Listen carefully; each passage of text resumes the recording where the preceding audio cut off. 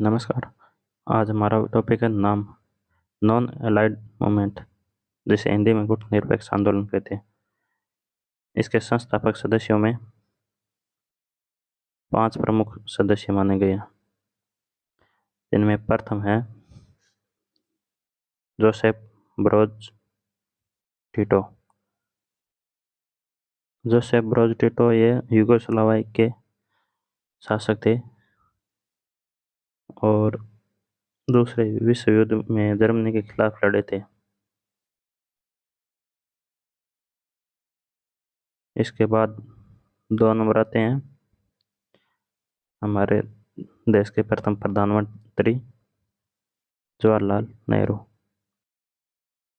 जवाहरलाल नेहरू के बारे में हम जानते ही हैं। इसके बाद 3 नंबर आते हैं गमाल अब्दुल नासिर।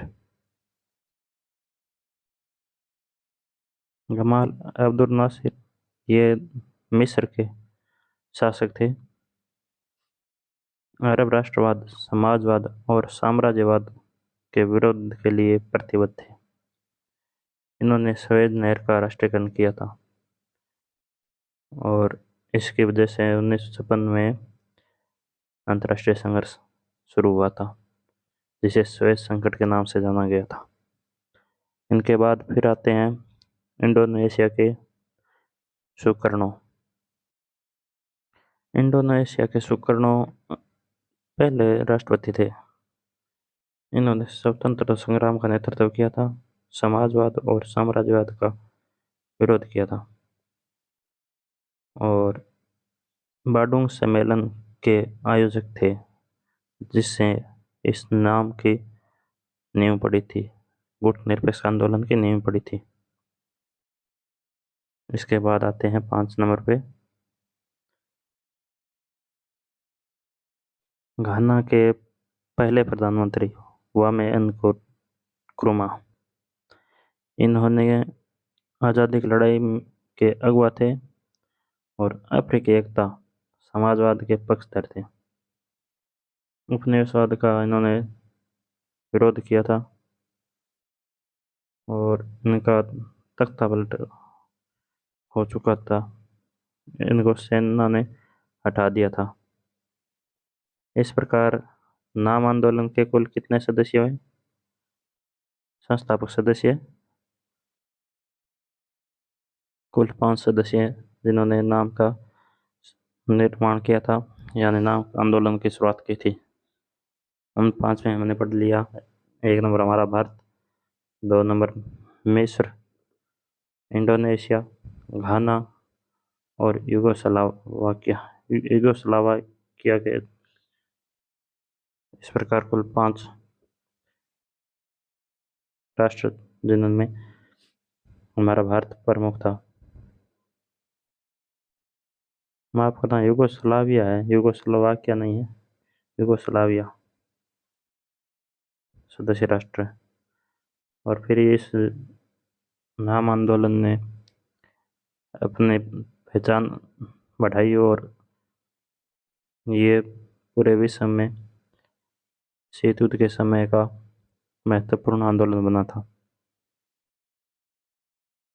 इस नीति के तहत भारत की नीति न तो नकारात्मक थी और न ही निष्क्रियता की।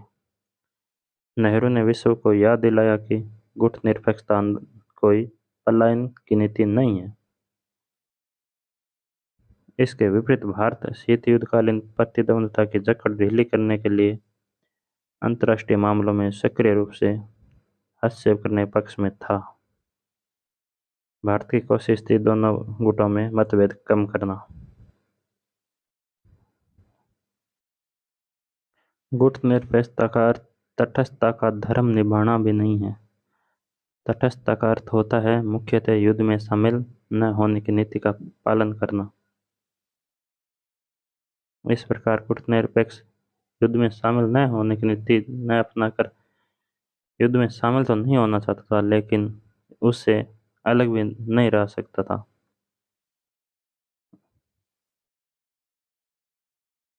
इस प्रकार हम कह सकते हैं कि गुटनिरपेक्ष आंदोलन एक बहुत ही कारगर और सार्थक आंदोलन था। पहले गुटनिरपेक्ष आंदोलन में 25 सदस्य शामिल हुए और 2016 में वेनेजुएला में हुए 70वें सम्मेलन में 120 सदस्य देश और 17 पर्यवेक्षक देश शामिल हुए। इस प्रकार वर्तमान में हम कह सकते हैं 120 सदस्य देश और 17 पर्यवेक्षक देश इसके सदस्य हैं।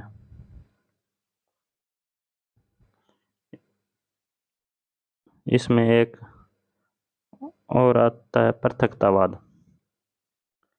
लोग आलोचना करते हैं कि नाम है वो पृथकतावाद का समर्थक है। तो पृथकतावाद का अर्थ होता है अपने को अंतर्राष्ट्रीय मामलों से काट कर रखना, लेकिन नाम ऐसा नहीं है। वो अंतर्राष्ट्रीय मुद्दों पर अपनी स्वतंत्र विचारधारा रखता है। इस नाम आंदोलन ने विश्व की दो ध्रुवीयता को चुनौती दी, जिससे जो राष्ट्र किसी दूसरे गुट में शामिल नहीं होना चाहता था, यानी ये कहें कि जो किसी भी गुट में शामिल नहीं होना चाहता था वो नाम में शामिल हो सकता था और वो अमेरिका और सोवियत संघ को अपने से दूर रख सकता था। इस प्रकार हमने नाम आंदोलन को पढ़ा।